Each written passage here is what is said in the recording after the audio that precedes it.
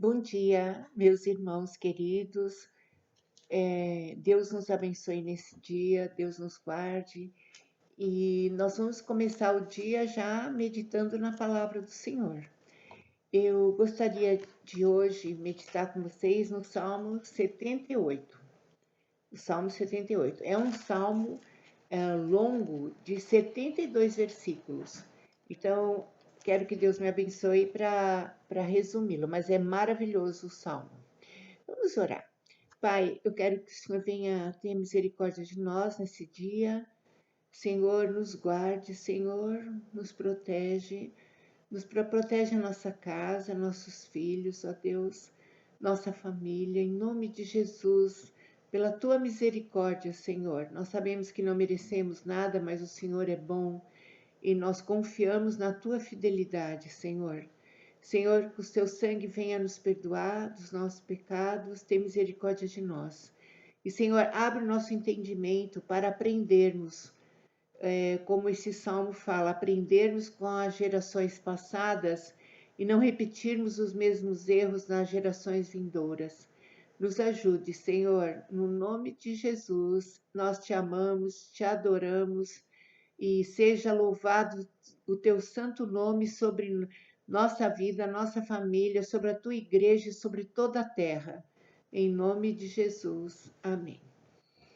Queridos, o Salmo 78, até nós vimos que desde o Salmo 73, né, até o 89, Asaf, ele vai ser o autor, né, o Espírito Santo usa Asaf, que era um ministro de louvor que Davi tinha instituído lá em Crônicas.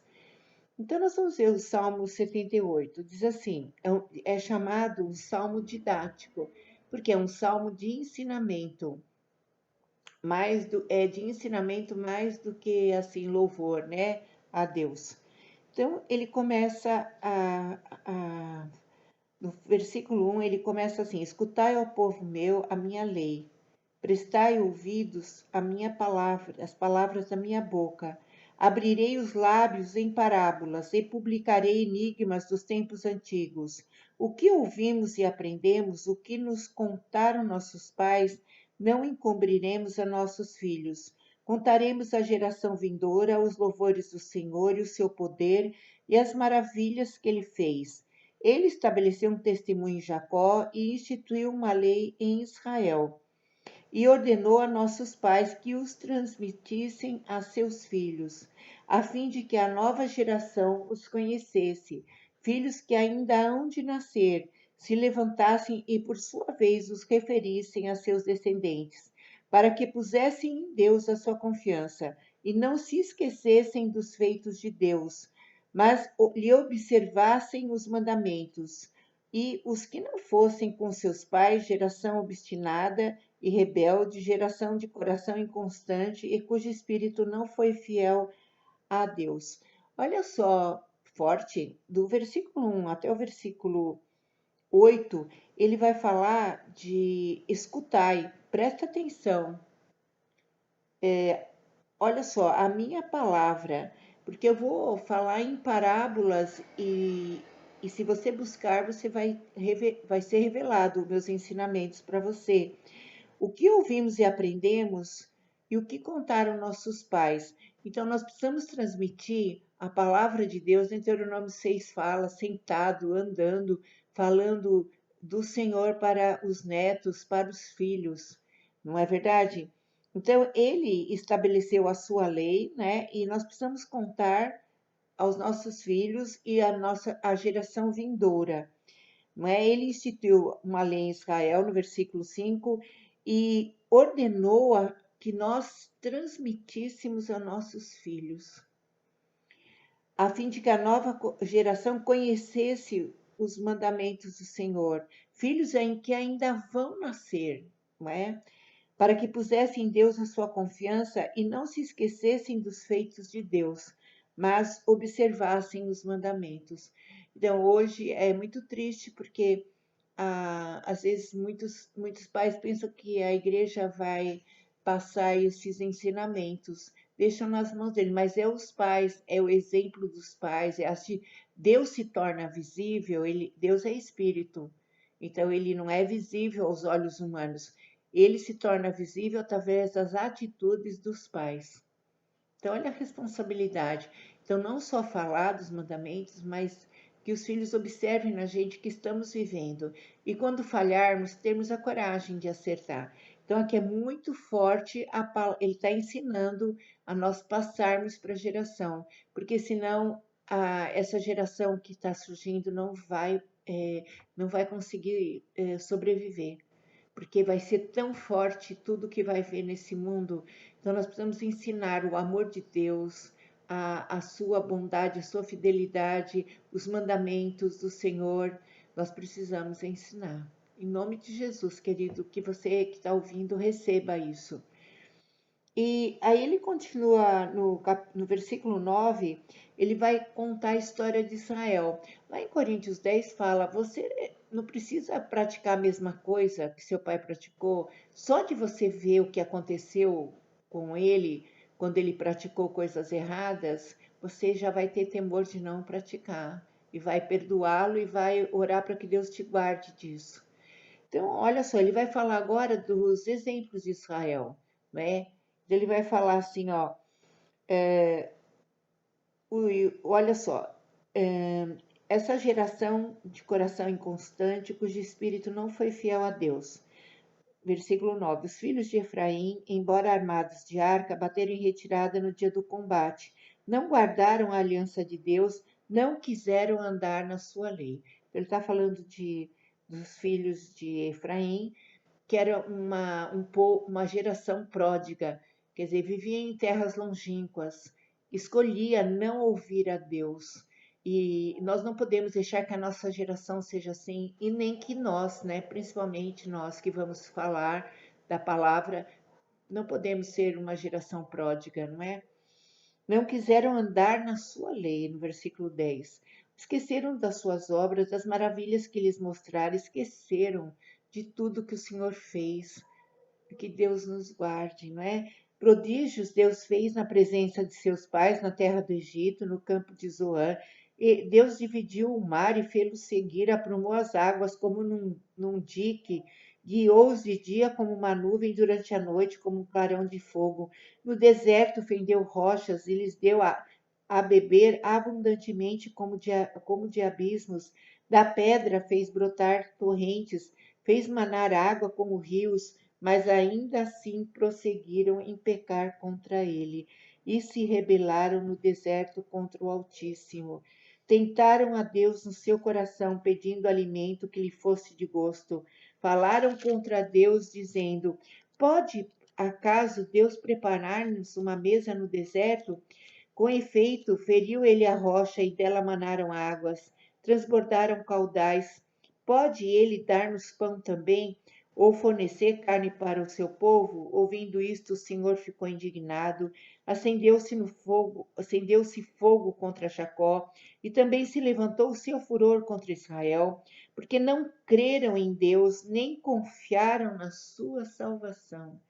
Depois de verem tudo isso, sair água da rocha, atravessar o Mar Vermelho a seco, depois de tantas coisas, de tantas maravilhas e de tanta proteção de Deus, eles não creram em Deus, não confiaram em sua salvação. Versículo 22. Nada obstante, ordenou as alturas e abriu a porta dos céus, fez chover maná sobre eles para alimentá-los e lhe deu cereal do céu. Comeu cada qual o pão dos anjos.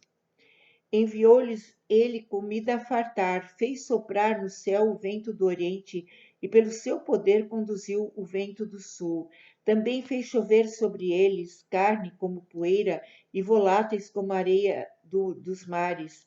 Fê-los cair no meio do arraial deles, ao redor de suas tendas. Então comeram e se fartaram a valer, pois lhes eram o que pois lhes fez o que lhe desejavam. Porém não reprimiram o apetite, tinha ainda na boca o alimento, quando Deus se levantou contra eles a sua ira, e entre os seus mais robustos semeou a morte, e prostrou os jovens de Israel. Sem embargo disso, continuaram a pecar. Olha só, o Senhor deu água da rocha, o Senhor fez cair o maná do céu, não é? E eles, no versículo 32, sem dar crédito a isso, eles continuaram a pecar e não creram nas suas maravilhas. Como o versículo 22, porque não creram em Deus nem confiaram na sua salvação, o 32, e não creram, continuaram a pecar e não creram nas suas maravilhas. Ah, queridos, o sangue de Jesus nos guardando de uma coisa assim, não é? Que Deus tenha misericórdia de nós e que nós, o que errarmos, temos a coragem de falar e pedir perdão a Deus. Versículo 33. Por isso ele fez que seus dias se dissipassem no sopro e os seus anos em súbito terror. Quando os fazia morrer, então o buscavam. Arrependidos, procuravam a Deus. Então, quando aí as coisas apertavam, vinham correndo, né? Arrependidos, buscando a Deus. Lembravam-se de que Deus era sua rocha e o Deus Altíssimo, seu Redentor. Lisonjeavam-se, porém, lisonjeavam-no, porém, de boca e com a língua lhe mentiam, porque o coração deles não era firme para com Deus, nem foram fiéis às suas alianças. Então, quando apertava, eles vinham, mas o coração não era firme para com Deus, nem foram fiéis à sua aliança. Deus, porém, que é misericordioso, perdoa a iniquidade e não destrói, antes muitas vezes desvia sua ira e não dá largas de toda a sua indignação. Lembre-se de que eles são carne, vento que passa e já não volta. Quantas vezes se rebelaram contra Deus no deserto e na solidão o provocaram. Então, olha que aqui ele está falando sobre o tempo deles no deserto, não é? Né? E a história de Israel, os exemplos, quanta coisa Deus deu, a fidelidade de Deus e eles continuavam pecando e se rebelando contra o Senhor. No versículo 42 agora, que nós vamos ler, é Israel no deserto e a bondade de Deus continua, não é? Versículo 42. Não se lembraram do poder de Deus, nem do dia em que os resgatou do adversário, de como no Egito operou ele os seus sinais e os seus prodígios no campo de Zoan, e converteu em sangue os rios deles, para que das suas correntes não bebessem. Enviou contra eles enxames que os devorassem e rãs que destruíssem. Entregou as larvas às suas colheitas e os gafanhotos, o fruto do seu trabalho. Com chuvas de pedra destruiu as vinhas e os seus sicômoros com geada. Entregou a Saraiva o gado deles aos raios os seus rebanhos. Lançou contra ele o furor da sua ira, cólera, indignação e calamidade, legião de anjos portadores dos males. Deu livre curso à sua ira, não poupou da morte a alma deles, mas entregou-lhes a vida, né? Entregou-lhes a vida à pestilência. Feriu todos os primogênitos no Egito, as primícias da virilidade nas tendas de Cã. Olha só, e fez sair o seu povo como ovelhas e os guiou pelo deserto como um rebanho. Então, Asaf está lembrando da história de Israel lá no Egito. O que aconteceu? Os prodígios, os sinais que Deus estava com eles e os protegia. E quantas assolações vieram, porque Faraó endureceu o coração para não deixar o povo ir. Versículo 53, a história, né, nós vamos ver aqui, dirigiu o versículo 53. Agora, continuando a história das tribos de Israel. Versículo 53. Dirigiu-os com segurança e não temeram, ao passo que o mar submergiu com os seus inimigos. Levou-os até a sua terra santa, até o monte que a sua destra adquiriu. Da presença deles expulsou as nações, cuja região partiu com eles por herança, e nas suas tendas fez habitar as tribos de Israel. E eu estou assistindo sobre Josué, quando eles começam a conquistar Jericó, não é? Eu estou assistindo a série de Josué. Então, eles esqueceram que Deus expulsou as nações daquele lugar e deu aquela terra para eles, não é? Ainda assim tentaram o Deus Altíssimo e a ele resistiram, né? E não lhes guardaram os mandamentos nem os seus testemunhos. Tornaram atrás e se portaram aleivosamente como seus pais. Desviaram-lhe como um arco enganoso. Desviaram-se como um arco enganoso. Fala da boca que vai seguir o Senhor e anda nos maus caminhos, não é? E pois o provocaram com seus altos hinos e citaram a zelos com as suas imagens de escultura.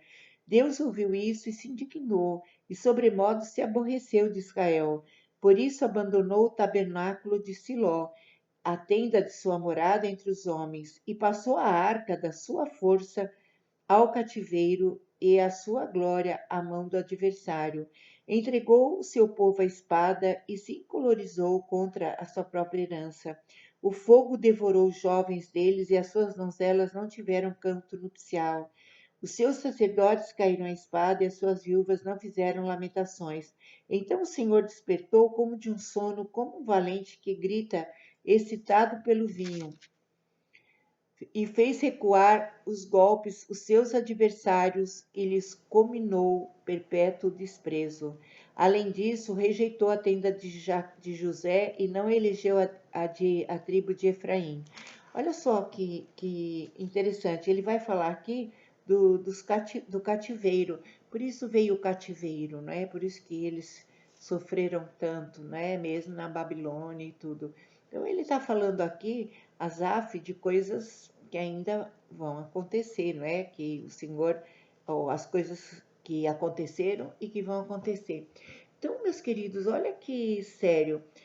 Será que eu tenho passado isso para os meus filhos? Os grandes feitos do Senhor, os livramentos, o meu Egito, de onde o Senhor me tirou de tanta coisa ruim, de tanta sujeira. Será que eu tenho passado isso para os meus filhos e para a minha geração? O Senhor está falando que, por isso que ele no começo ele já fala aqui, ó, escutai, povo meu, a minha lei, prestai ouvidos às palavras da minha boca. O que ouvimos e aprendemos, não encobriremos a nossos filhos. E aí ele vai terminar aqui do 67 até o 72, ele vai falar sobre a transferência da liderança de Israel, de Efraim para Judá. Ele vai falar aqui: escolheu antes a tribo de Judá, o monte Sião que ele amava, e construiu o seu santuário durável como os céus e firme com a terra que fundou para sempre. Então, porque Judá é a tribo que Jesus veio, não é? Era a tribo de Davi e de Jesus. Também escolheu a Davi, o seu servo, e o tomou dos redis das ovelhas. Tirou-o do cuidado das ovelhas e suas crias, para ser o pastor de Jacó, seu povo, e de Israel, sua herança. E ele, Davi, os apacentou consoante a integridade do seu coração e os dirigiu com mãos precavidas. Então, ele está falando aqui do reinado de Davi, quando ele diz que não vai ter fim, que vai ser para sempre, porque de Davi veio Jesus, e o reinado do Senhor vai reinar para sempre. Mas, irmãos, o que eu mais, assim, fiquei maravilhada é dele relembrar toda, Asaf, ele relembra toda a história de Israel. E muitas vezes nós precisamos relembrar, né, de onde nós viemos e contarmos aos nossos filhos o nosso Egito. Há muitos pais que têm vergonha de falar. Quando a gente foi lavado pelo sangue, é bom a gente compartilhar as coisas que aconteceram e de onde Deus nos tirou, para que nossos filhos nunca queiram voltar naquele Egito, porque é destruidor, não é? O Egito é um mundo, as coisas que a Bíblia fala que espiritualmente eu voltar nas terras longínquas como o filho pródigo, né? Então, queridos, eu só queria relembrar o 22 e o 32, porque não creram em Deus, apesar de tudo que Deus tinha feito para eles, nem confiaram na sua salvação. Sem ligar para tudo isso que Deus fez, continuaram a pecar e não creram nas suas maravilhas. Então, meus irmãos, em nome de Jesus, hoje Nós não podemos, hoje muitos estão voltando, hoje há uma apostasia muito grande. O Senhor nos guarde de nós mesmos, das forças espirituais desse mundo, né, dos demônios dessa nova era, nos guarde. Nós não podemos, lá em Hebreus 10 fala que nós não podemos voltar para trás. Então eu li rápido porque ele é comprido, o Salmo, mas fala dessa lembrança para eu relembrar para meus filhos, para eu falar da lei de Deus, para eu não esquecer e passar, não é? Para que meus filhos conheçam a Deus, conheçam a palavra, conheçam a bondade de Deus. Hoje é uma geração rebelde que não crê, que acha tudo é injusto, tudo é injusto. Se tem alguém injusto, sou eu. Deus não é. Deus é totalmente justo. Glória a Deus por isso. Louvado seja Deus pela justiça de Deus, porque o Senhor é um juiz totalmente justo. Que Deus nos perdoe toda a rebeldia, toda essa afrontação ao teu santo nome, Senhor, e à tua lei. O Senhor tenha misericórdia, Senhor, de nós e da nossa geração. Ensina-nos a ter sabedoria para passar a tua palavra para eles e que teu Espírito confirme com fogo no coração deles e que ninguém possa roubar o que foi escrito com o dedo de Deus e com fogo. Que seja escrito no coração no nosso primeiro e das nossas gerações as maravilhas do Deus verdadeiro que Deus é e de Jesus Cristo que nos salvou. Louvado seja Deus. Um bom dia para vocês. Um beijo grande. Até mais.